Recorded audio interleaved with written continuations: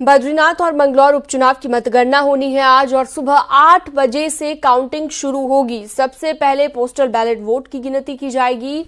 चमोली में मतगणना के लिए 14 टेबल लगाए गए हैं और बद्रीनाथ और मंगलौर दोनों सीट पर 10 जुलाई को वोटिंग हुई थी। आपको बता दें कि मंगलौर में 69.73% और बद्रीनाथ में 52.26% मतदान हुआ था। बद्रीनाथ में बीजेपी के राजेंद्र सिंह भंडारी और कांग्रेस के लखपत बुटोला के बीच सीधी टक्कर है, जबकि मंगलौर में बीजेपी और कांग्रेस के साथ बीएसपी में कड़ा मुकाबला है। तो सुबह 8 बजे से काउंटिंग शुरू हो जाएगी। आधा घंटा बाकी रह गया है और अभी इस वक्त पूरी तैयारी कर ली गई है। मतगणना केंद्रों पर 10 जुलाई को इन दोनों सीट पर वोटिंग हुई थी, जिसे लेकर आज नतीजे आएंगे, आज काउंटिंग होगी। तो बद्रीनाथ और मंगलौर दोनों जगहों पर उपचुनाव हुआ था, जिसे लेकर अब आज काउंटिंग होगी। आज वोटों की गिनती की जाएगी और कौन कौन से प्रत्याशी हैं जिनके बीच ये चुनावी रण है वो भी हम आपको दिखा रहे हैं। बद्रीनाथ सीट पर राजेंद्र भंडारी और लखपत बुटोला के बीच की टक्कर है, बीजेपी और कांग्रेस के बीच। तो ऐसे में देखना ये होगा कि आज जनादेश क्या आता है, आज जनता की ओर से किसे विजयी बनाया जाता है। तो ये बद्रीनाथ सीट पर उपचुनाव का रण हम आपको दिखा रहे हैं। तो सबसे पहले पोस्टल बैलेट वोट की गिनती होगी और उसके बाद काउंटिंग शुरू हो जाएगी। पुलकित शुक्ला हमारे साथ हरिद्वार से लाइव जुड़ चुके हैं, नितिन सेमवाल हमारे साथ चमोली से जुड़ चुके हैं। सबसे पहले पुलकित के पास चलते हैं। पुलकित, मतगणना केंद्र जो बनाए गए हैं, कौन से केंद्र पर आप मौजूद हैं इस वक्त और कैसी है तैयारी, जरा दिखाइए, क्योंकि आधा घंटा बाकी रह गया है काउंटिंग शुरू होने में।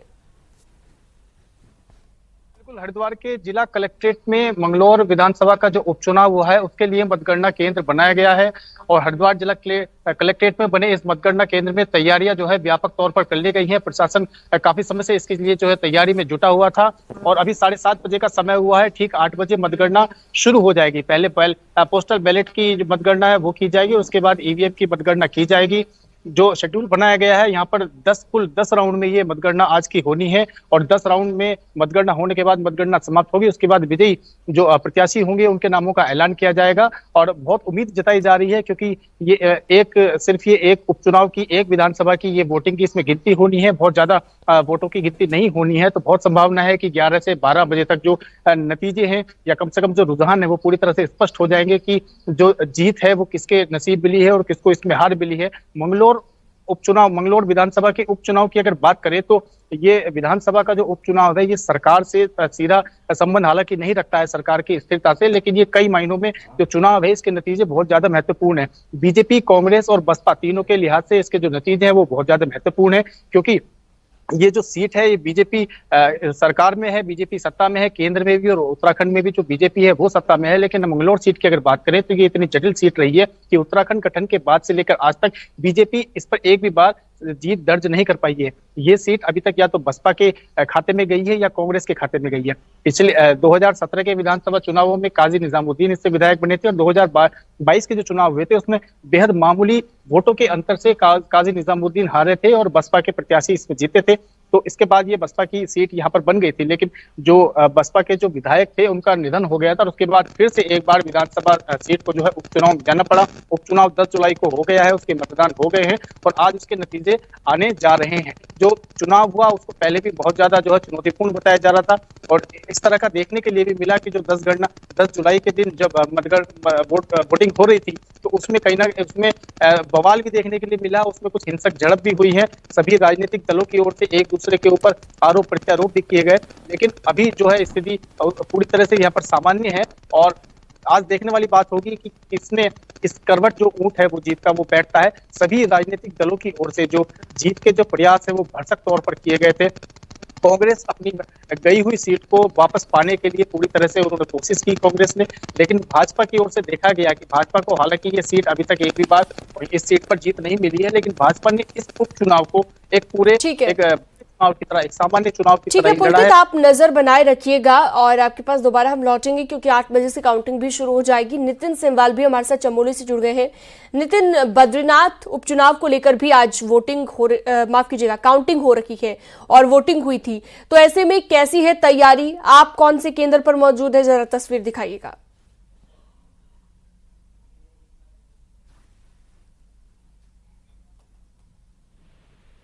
के लिए तैयारियां कर दी गई हैं। 14 टेबलें वहां पे लगाई गई हैं और ठीक 8 बजे वहां पे जो है वो मतगणना शुरू कर दी जाएगी। सबसे पहले पोस्टल बैलेट जो मतदाता रहे हैं सर्विस वाले, उनकी मतगणना की जाएगी। लगभग 2566 ऐसे मतदाता हैं, सर्विस मतदाता, जिनकी मतगणना सबसे पहले होगी। उसके बाद अगर हम बात करें तो जिस तरीके से चुनाव हुआ है, 52.43% वोटिंग हुई थी 10 जुलाई को, तो उसके बाद धीरे धीरे नतीजे आने शुरू हो जाएंगे। लगभग 1 से 1.5 घंटे में या 2 घंटे हम मान के चलते हैं, 8 बजे से 10 बजे तक पूरी स्थिति क्लियर हो जाएगी कि बद्रीनाथ विधानसभा सीट पर आखिर कौन प्रत्याशी आगे चल रहा है। तो कहीं ना कहीं एक उत्सुकता भी अब लोगों में बनी हुई है कि इस बद्रीनाथ विधानसभा उपचुनाव को लेकर, क्योंकि ये बहुत ज्यादा रोचक उपचुनाव हुआ है। क्योंकि इसमें कहीं ना कहीं जब राजेंद्र भंडारी ने कांग्रेस छोड़कर बीजेपी को ज्वाइन किया था, तो उसके बाद कहीं ना कहीं कुछ माहौल इस तरीके का था कि गर्मा गर्मी का माहौल पूरे विधानसभा क्षेत्र में उपचुनाव में हमने देखा। तो कहीं ना कहीं लोगों में नजर भी है, उत्साह भी बना हुआ है कि किस तरीके से इस बार मतदाताओं ने 10 जुलाई को जो मतदान किया है वो किसके लिए किया, किस आधार पर किया, ये अब देखने वाली बात होगी। और लगभग 8 बजे से जब मतगणना शुरू होगी तो स्थिति धीरे धीरे स्पष्ट हो जाएगी। जी ठीक है, बहुत शुक्रिया तमाम जानकारी के लिए आपका, नितिन सेमवाल। और पुलकित भी हमारे साथ जुड़े हुए थे। आगे बढ़ते हैं, उत्तराखंड के लिए बड़ी खबर है। विकास सूचकांक 2023-24 में उत्तराखंड टॉप पर है। सतत विकास लक्ष्यों को हासिल करने में अव्वल है उत्तराखंड। और आपको बता दें कि 79 पॉइंट्स के साथ उत्तराखंड रैंकिंग में टॉप पर है। 2023-24 का SDG इंडेक्स जारी किया गया है। सीएम पुष्कर सिंह धामी ने इसे लेकर खुशी जताई है।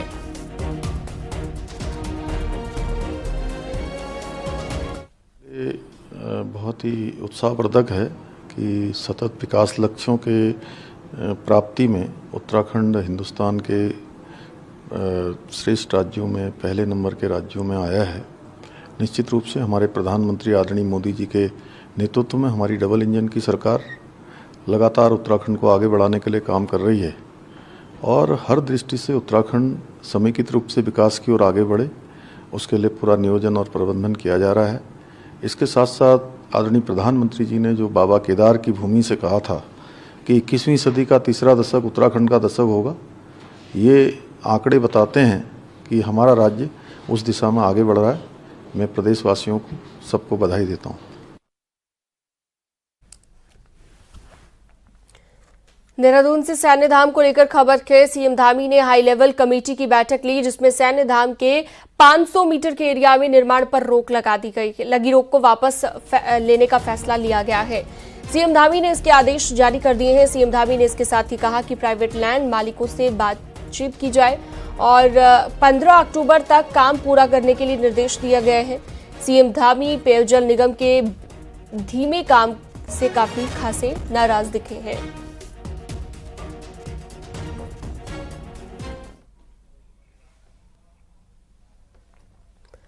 देहरादून में शहीद सैनिकों के नाम पर बन रहा सैन्य धाम भी विवादों में है। सैनिक कल्याण मंत्री रुकावट दूर करने का दावा कर रहे हैं, तो पूर्व मुख्यमंत्री हरीश रावत ने धाम को शहीद सैनिकों के नाम पर मजाक बता दिया है।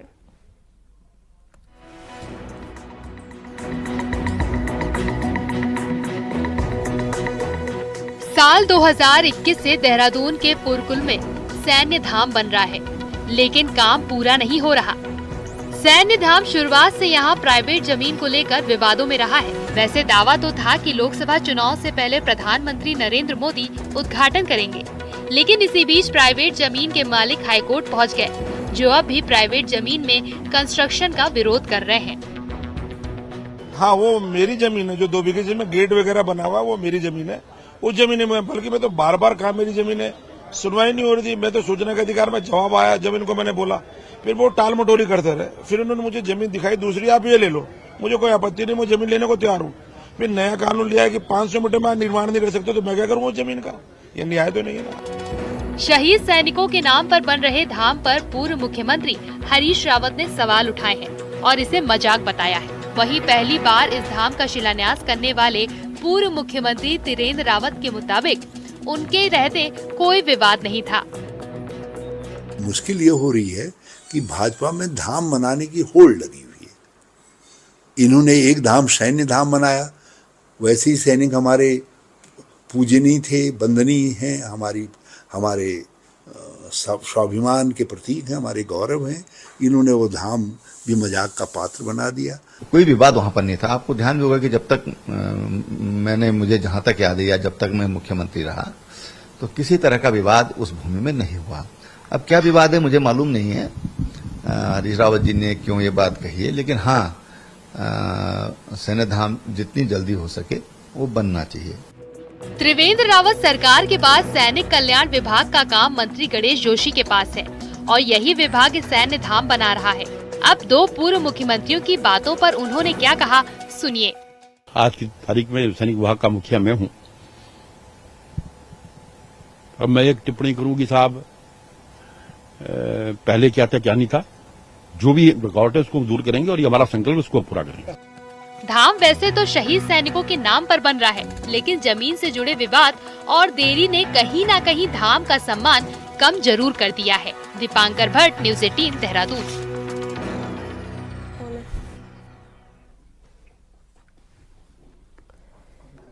दिल्ली में केदारनाथ मंदिर बनाने को लेकर विरोध अब खुलकर सामने आने लगा है। चारधाम महापंचायत और केदार सभा इसके विरोध में उतर गई है। चारधाम महापंचायत का कहना है कि दिल्ली में केदारनाथ मंदिर किसी भी कीमत पर बनने नहीं दिया जाएगा। इसका ग्राम सभा से लेकर विधानसभा तक विरोध किया जाएगा। उन्होंने कहा कि दिल्ली में गलत तरीके से बन रहे केदारनाथ मंदिर का निर्माण नहीं रुका तो चारों धामों में बड़ा उग्र आंदोलन होगा। उन्होंने आरोप लगाया कि ये केदारनाथ धाम के महत्व को कम करने की साजिश की जा रही है।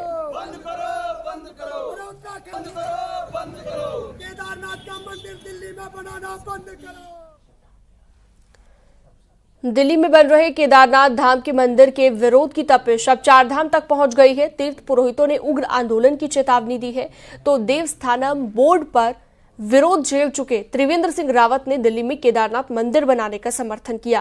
वहीं कांग्रेस का कहना है कि ऐसे ही काम का दंड अयोध्या में मिल चुका है।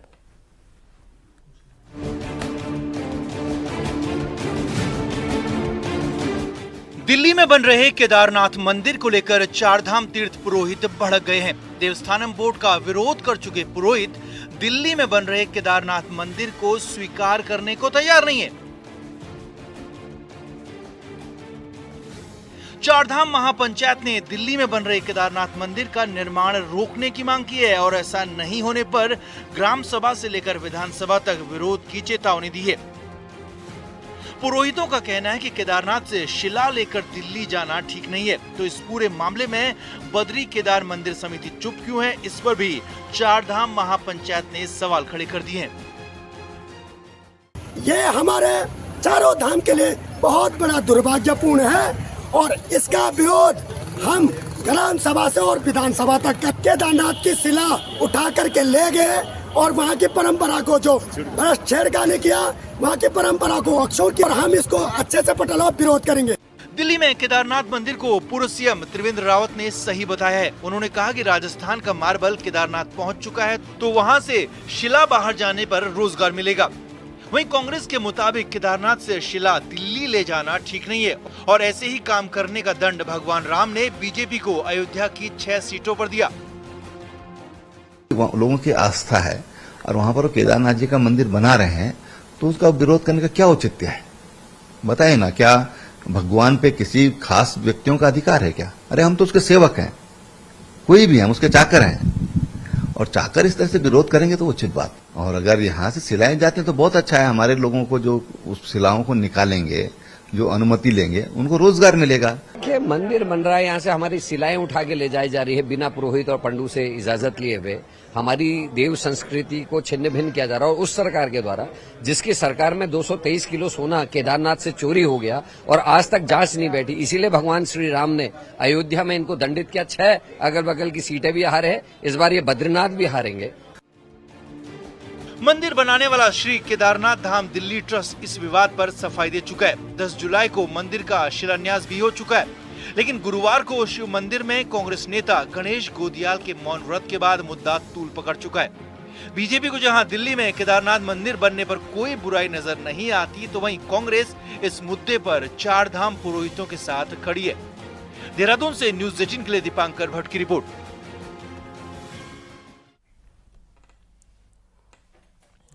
कांवड़ मेले के लिए इस बार सरकार ने 3 करोड़ रुपए का बजट जारी किया है। मुख्यमंत्री पुष्कर सिंह धामी ने कल हरिद्वार में अधिकारियों के साथ कांवड़ मेले की तैयारियों को लेकर बैठक की और कांवड़ मेले में बिजली, पानी, सड़क और सुरक्षा संबंधित जरूरी दिशा निर्देश दिए और कहा, पिछले साल अनुभव से सीख लेते हुए इस बार कांवड़ मेले की व्यवस्थाओं में सुधार किया जाएगा। मुख्यमंत्री ने कहा कि इस बार कांवड़ मेले में श्रद्धालुओं की सुविधा के लिए वाटर एम्बुलेंस चलाई जाएंगी, जो किसी भी इमरजेंसी कंडीशन में शिव भक्तों को अस्पताल पहुंचाने का काम करें। किसी भी कांवड़ यात्री को, शिव भक्त कांवड़ियों को कोई परेशानी न हो, उसके निमित्त सभी विभागों का समन्वय बनाकर यहाँ पर काम करना है। जो बजट की व्यवस्था है, बजट हम कांवड़ मेले में गत वर्षों में भी देते रहे, इस वर्ष हमने उसको और बढ़ाया है। और भी जो व्यवस्थाएं होंगी, सफाई की व्यवस्था है, यहाँ पर पेयजल की व्यवस्था है, स्वास्थ्य की व्यवस्था है और वाटर एम्बुलेंस की भी हम इस बार व्यवस्था कर रहे हैं। राज्य बनने के 24 साल बाद भी उत्तराखंड और उत्तर प्रदेश के बीच कई मसले अनसुलझे हैं, जबकि बीते 7 सालों से दोनों राज्यों में बीजेपी सरकार में है। बावजूद इसके अभी तक मामले नहीं सुलझ पाए हैं। शुक्रवार को पुनर्गठन मंत्री प्रेमचंद अग्रवाल ने विभाग की मीटिंग ली तो पता चला कि ऊर्जा, वन और सिंचाई विभाग के मसले अभी अनसुलझे हैं, लेकिन इन विभागों के अफसर मौजूद नहीं थे, इसलिए जल्द फिर से मीटिंग की जाएगी। कैबिनेट मंत्री प्रेमचंद अग्रवाल ने कहा कि कुछ मसले बीते वक्त में सुलझे हैं, जिनमें हरिद्वार में यूपी सिंचाई विभाग की 697 हेक्टेयर जमीन उत्तराखंड को देने पर सहमति बनी है। हरिद्वार और उधम सिंह नगर में कुल 24 नहरें उत्तराखंड को ट्रांसफर हो चुकी हैं। वहीं हरिद्वार में गंग नहर में वाटर स्पोर्ट्स एक्टिविटी के लिए यूपी के साथ सहमति बनी है। मंत्री प्रेमचंद अग्रवाल ने कहा कि अगर जरूरत पड़ी तो उत्तराखंड के अफसर यूपी जाएंगे या यूपी के अफसरों को उत्तराखंड बुलाया जाएगा।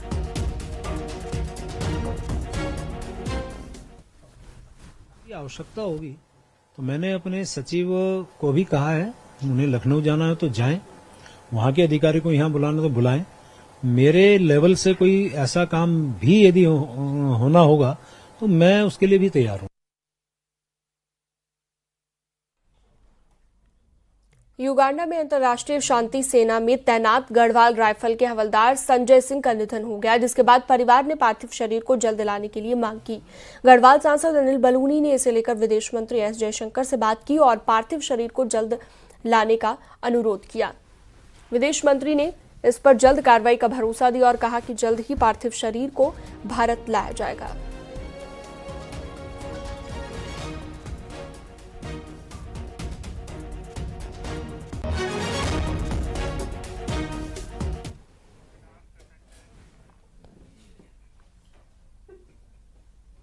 चाइना बॉर्डर को जोड़ने वाली लिपुलेख रोड की बदहाली आदि कैलाश यात्रा पर भारी पड़ी है। हालात ये हैं कि बरसात में लगातार हो रही लैंडस्लाइड को देखते हुए यात्रा पर पूरी तरह रोक लगानी पड़ रही है। यात्रा पर रोक लगाने से पर्यटन कारोबार खासा प्रभावित हो रहा है।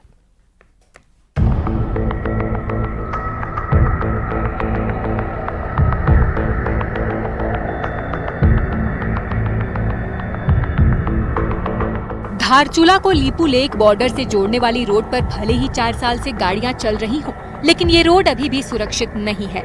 खासकर बारिश के सीजन में इस रोड में सफर करना मौत को दावत देने से कम नहीं है।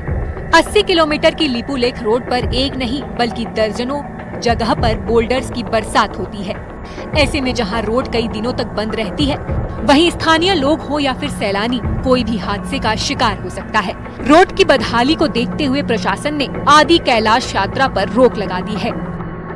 ये आदि कैलाश यात्रा जो धारचूला से आगे जो रोड है अभी अंडर कंस्ट्रक्शन है, तो मानसून के वजह से कई जगह ब्लॉकेज है, भूस्खलन हो रहा है, कई जगह वो रोड बंद है। इस वजह से अंशकालीन रोक है। जैसे ही रोड सुचारू हो जाएगा इसके बाद ये रोक है। सीजन की पहली बरसात में ही ये रोड दर्जनों जगह बंद हो गई है। यही नहीं, कई किलोमीटर तक बॉर्डर की रोड भारी भरकम बोल्डर से पटी है। बीते सालों में भी मानसून सीजन में ये रोड बदहाल ही नजर आई थी। बावजूद इसके रोड को सुरक्षित बनाने में कोई ठोस काम नहीं हुआ है। इस साल आदि कैलाश यात्रा को लेकर देश भर से भारी संख्या में सैलानी पहुंचे थे, जिनके आने का दौर अभी भी जारी है। लेकिन रोड की बदहाली ने सैलानियों को निराश कर दिया है। धारचूला से गुंजी को जोड़ने वाली रोड बीआरओ के द्वारा कंस्ट्रक्शन किया जा रहा है। ये रोड भी वर्तमान में आज मॉर्निंग पे तो खुल चुकी है, लेकिन कई सारे स्थानों पर संवेदनशील बनी हुई है, जिसमें अधिक वर्षा के दौरान रोड ब्लॉक होने की संभावना बनी रहती है। इस सीजन में 20,000 से ज्यादा यात्री आदि कैलाश जा चुके हैं, लेकिन बदहाल रोड ने सभी की राह में रोड अटकाए। हिमालय के बीचों बीच बनी ये रोड काफी संवेदनशील भूभाग से गुजरती है। इस वजह से भी यहाँ लैंडस्लाइड का खतरा बना रहता है। दरकते पहाड़ों के कारण सैलानियों का सफर तो थमा ही है, साथ ही चाइना बॉर्डर पर तैनात सुरक्षा एजेंसियों को खासी दिक्कतें उठानी पड़ती हैं। न्यूज़ 18 के लिए पिथौरागढ़ से विजयवर्धन उप्रेती की रिपोर्ट।